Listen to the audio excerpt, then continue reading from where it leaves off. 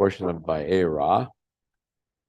Okay, so everybody can open in the Chumash to page 66.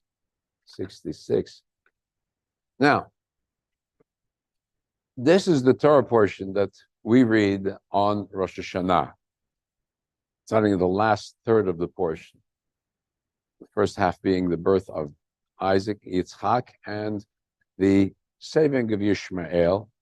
And then the last chapter being the offering of Isaac, the Akedah, and the saving of Isaac. So those are themes of Rosh Hashanah, of being saved in the last minute. But it's part and parcel of a theme that builds up. But this becomes the culmination of Abraham's career. In the very first part, we'll have to skip back a little bit earlier. In the previous portion, we know that Abraham had his cousin, or his nephew Lot, with him, accompanying him. And as time goes on, they settle in the land of Israel, and they both become very prosperous. And their shepherds start getting into trouble with each other. And they decide, why don't we split up and put a distance between us? We won't have our shepherds getting in trouble. Abraham sticks to the land of Israel. That's what God told him to take. Lot goes for the money. He goes to what was then in its day the most prosperous region, which would have been the Jordan Valley.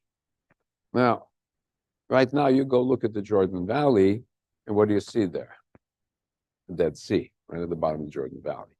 You drive up and down the Jordan Valley, it's pretty dead. Except for the oasis of Jericho, right? Where the waters come up from the Jordan River, they feed this beautiful oasis, and it's known for palm trees. It was always at one time, we know it was a flourishing area. And we find some signs of ancient cities, some remains, indications that there was a big population there. It may actually have gone back before the time of Abraham, possibly even. And it records this story and now puts it into the wording of Abraham to make it an example of Abraham. And we have in last week's portion this war. Abraham frees his nephew Lot, saves the people of Sodom. Though they don't deserve it, he saves them. And now we come to this week's portion. Now we have transition. Abraham sitting in the tent, and we understand that what Abraham is doing is that Abraham is a dweller of the desert. Until today, among the Bedouin. So we can see sense of reflection of some of our own history, ancestry. Abraham sits in the tent in the heat of the day. 3 strangers appear. He runs. The tent is open so you can see him. He runs to greet them, feeds them, personally stands over them. This is what in Bedouin tradition one must do. One must do, even if it's one's own enemy, comes to him into the tent. 3 days, he's a guest. After 3 days, he leaves. He's no longer a guest. You can go back to fighting. But while he's in your tent, you must defend the guest, even with your own life. That is still till today the code among the Bedouin. That's how survival in the desert is possible. Abraham understands this. Do we have this idea? Here is the man who has this code of honor and dignity for the stranger. We're going to contrast it in the portion we're coming to with the city of Sodom. When you've got wealth and you have prosperity, you tend to close up. When you have nothing, it's easy to give. When you have, you don't want to give. So we see this great contrast. Now we're going to watch this contrast going through and through and through. So in the story of Abraham, here sitting at the tent, the angels reveal Sarah is going to have a baby, and one of them is sent to save Lot, and one of them is sent to destroy the city. And then God goes to God. Abraham goes out, talks to God. He says, "Hashofet kol haaretz lo yaseh mishpat." Will not the judge of all the world do justice? Now watch that, because that phrase is going to repeat itself later. Let's see a distinction. How wicked are the people of Sodom? How wicked are the people of Sodom? Well, that's where we come into on the art portion. We're studying page 66. They come to Sodom. The rabbis have all sorts of wonderful stories about the people of Sodom. How a girl feeds a stranger, so they punish her by wrapping her body in honey, tying her to the ground, and the ants come and eat her a little bit at a time. The rabbis have the story, they borrow from the Greeks, the bed of Procrustes. If you're too short, well, we'll stretch you to fit our bed. If you're too long, we'll chop off your hands and feet so you fit our bed. They borrowed it. Yeah. Similar stories like this going all around. Streets are paved with gold. The gold in the Medina, like New York, the streets are paved with gold. That's how they saw it. So this, the emblem of the city, the urban dweller who has everything and yet doesn't want to share. Violence, another characteristic of the urban dweller. We think about the Bedouins violent, but when you're under shelter, you're under shelter. Here they come. Abraham's tent is wide open. Lot is Abraham's nephew. He's trained by Abraham. He still takes in the stranger. He still takes in the stranger, but he has to do it quietly, surreptitiously. He sees them, he pulls them in. And of course, then you know the story, then the people of Sodom are angry that someone has taken a stranger and want to have the strangers. You abuse the stranger. How do you abuse the stranger? You abuse the stranger sexually. What happens in prisons, we know, is that the weaker prisoner is used sexually by the stronger prisoner. He's made the slave, the sex slave. That's how you control. That's how you demonstrate power. It's nothing to do with homosexuality. It has to do with demonstration of power. So they will not take his daughter. He offers the daughters. By the way, that's part of hospitality. In some societies, you offer your wife and you offer your daughter to the guest. Right? He's doing it. We like that. We don't like it. That's what he's trying to do, Lord. To protect his guest. That's the tradition of protecting the guest. But they won't take it. But what's very interesting is, if you go to line 9, now look how words repeat themselves. Abraham tells God, Hashofet kol haaretz lo yaseh mishpat. Will not the judge of all the world make justice? Shofet, shofet. They tell, the people of Sodom tell Lot, he says, don't touch them. And they say, achad ba lagur. Somebody comes to live with us. You're coming to live among us. And you're going to tell us how to run our lives? And that word, shvot, shvot. Yaseh mishpat. God, Abraham tells God, won't you be just? They said to Lot, how dare you judge us? You're a stranger. Same words, same words. Notice how that word repeats itself. Phrases, right? Very important. We have to watch for these repetitious phrases in the Torah. And then they take him. Is there another case we have similar in the Bible? Yes, we do. I have another case. Inside, when the Jews settle in the land of Israel, they're wild barbarians. The Torah has not got hold of them yet. They're wild barbarians. We know that. So they come to a wandering Levite comes to one of the towns in Benjamin, in the tribe of Benjamin, to give and one of the locals says, come inside, don't stay sleeping in the open because the people here are very violent. They want to, again, like the people of Sodom, they want to abuse the guest sexually. The guest says, no, take the concubine, throws her out the door. They rape her. In the morning, she's dead. What does he do? Cuts up the body into 12 pieces, sends one piece to every one of the tribes and says, or 11 pieces. One tribe is the guilty tribe, which is tribe of Benjamin. And says, you avenge this horror. And the tribe of Benjamin is almost wiped out at that point. Well, notice it reflects itself. It's not just the people in Sodom that are doing this. Even our own good ancestors were capable of horror. Right? Of course, then we have to think, well, how do you take care of the stranger? You go from Gaza, you enter into somebody's house and you rape and murder, right? And that's something of Sodom, I have to say it. Midat Sodom, among the Hamas militants that went in to the house, you're going into a stranger's house. You violate the rules of hospitality by grabbing the children and raping the women and cutting them up. That's the Shani Luk from Germany. Body was found decapitated. If that's not me, that's Sodom. Quality of Sodom, I don't know what is. And if you can still defend them, you know where you should be. Well, so we know then it ends up, the two daughters are alive. They make the father drunk. They're worried that the world has come to an end. And then we come to a very different story. We have the story about Abraham going down into Egypt, saying his wife is his sister. We have it now, similar story, going down to the land of the Philistines, saying my wife is my sister. And it'll happen again under Isaac.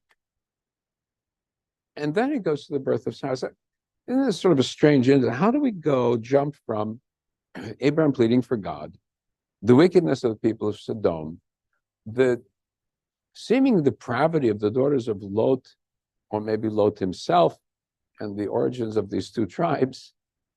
And then we have this where Pharaoh is now, or not Pharaoh, King Avimelech, king of the Philistines, is in an odd situation. So why is this story put in here? Because now we're going to make a contrast between what is the characteristic of the people of Sodom. I want you to see how depraved they are.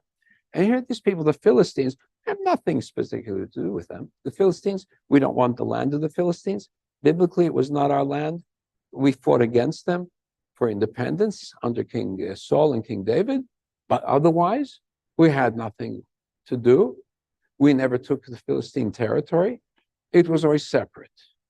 And even later generations, when the Jews were exiled and came back, Philistine area remained. It was more of a Greek settlement than an original Philistine settlement, untouched.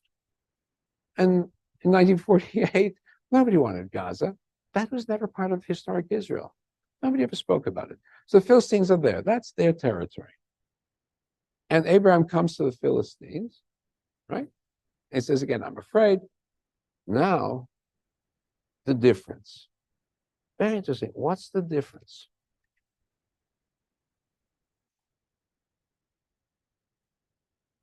They understand, right? Avimelech says, okay, nice woman, come into my chamber. God comes to Avimelech in a dream, says, you touch her, you're dead. Avimelech goes, wakes up, and answers God.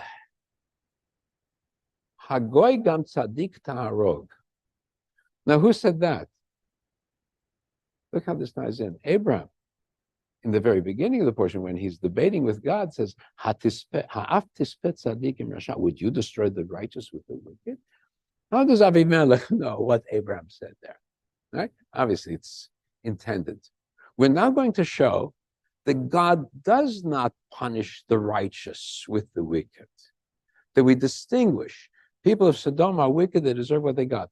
Avimelech answers correctly to God, are you going to punish the righteous? Right? But we didn't know. Tzaddik doesn't mean you have to be a saint. We didn't intend. She said, she's my sister. Not my fault. It was unknown things. I cannot be held responsible for things that are unknown. And so, says, okay, Gam yadati kibetam levavcha. God says, I understand that you did this in innocence, and therefore I won't hurt you. Just don't touch her. And then goes to Abraham, you are a prophet, a priest. Abraham prays for the house of Abimelech, and they prosper and do well. So notice this, the distinction. Pagans are not all pagans. They're not all the same thing. Goyim are not all Goyim. The nations of the world, not all the same thing. They are righteous and they're wicked. Arabs are not all Arabs.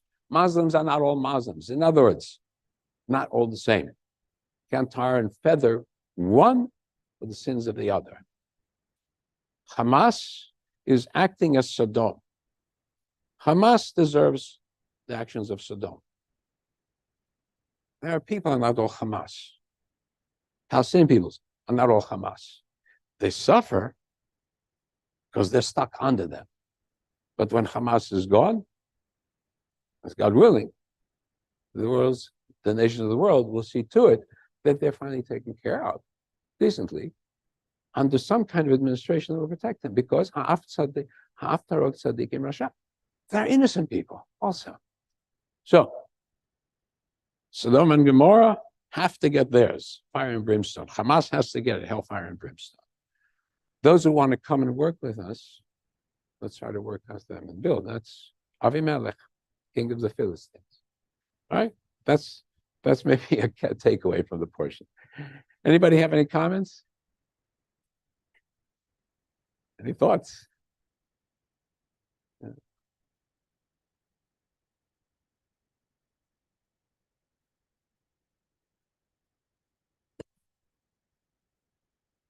Okay. Oh, good. That's the word Palestinians, Philistine.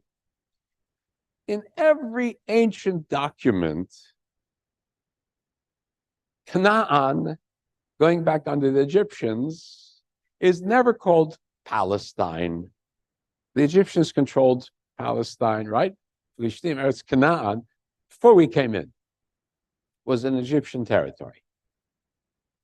It was Canaan, meaning all the peoples from, top, I guess it's Latakia, the northernmost, all the way down to the coast of what today is, all right? That's Canaan.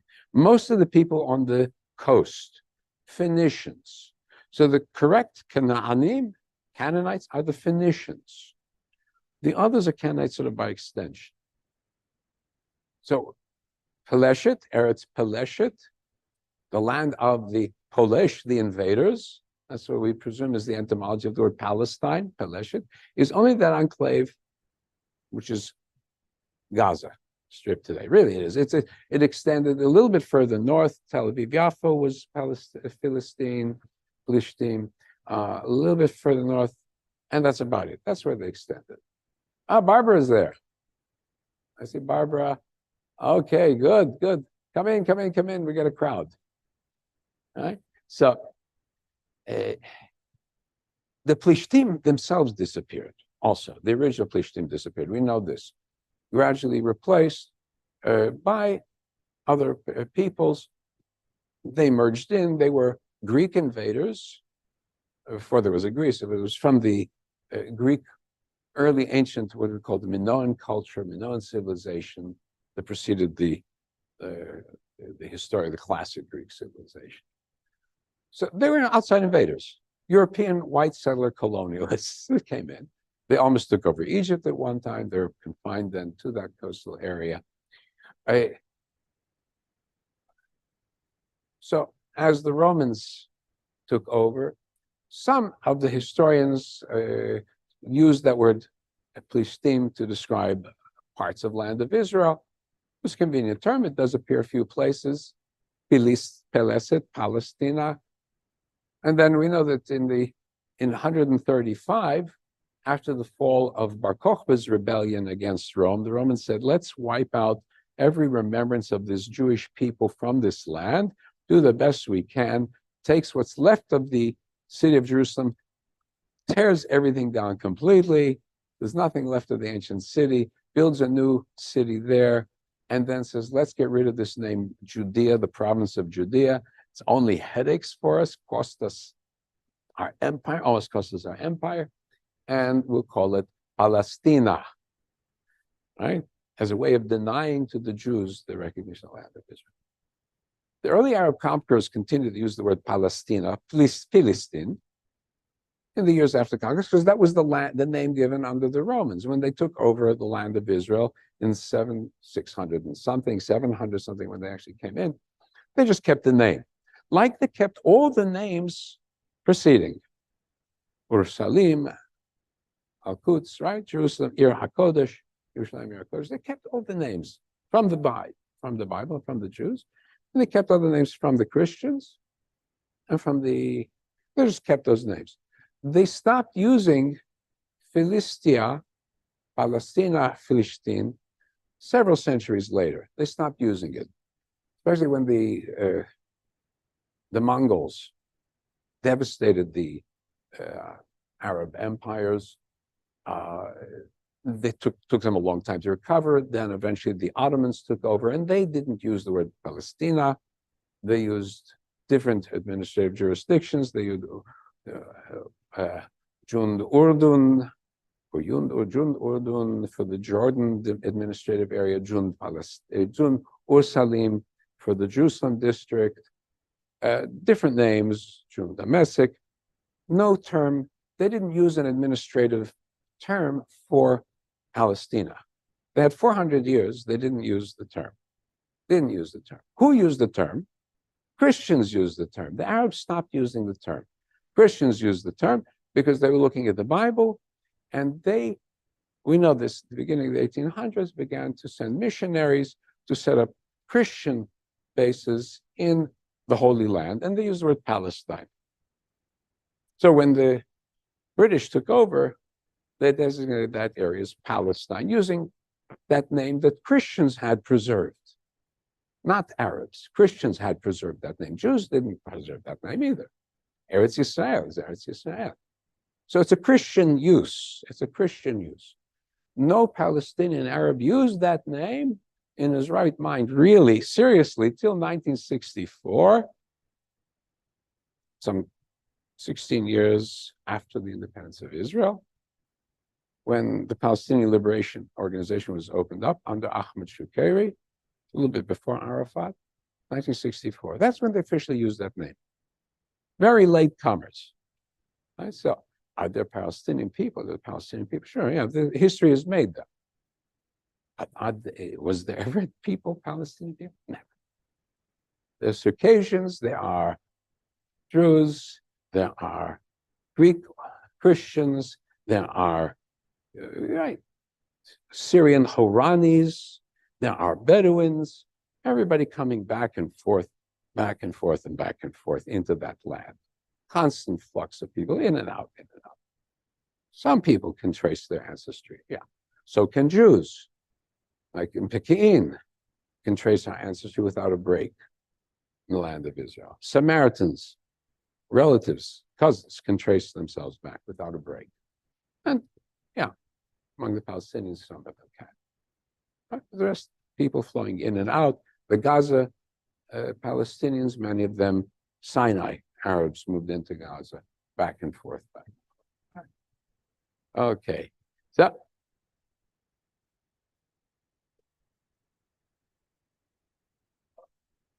yeah. You can't lie. That's the problem. Hitler lied over and over again. Was anybody able to overcome his lies? That's it. I know. Yeah, every history book has, so they rewrite their history books. What can I tell you? I see this. There's an Israeli fellow who has a very good series of YouTube videos.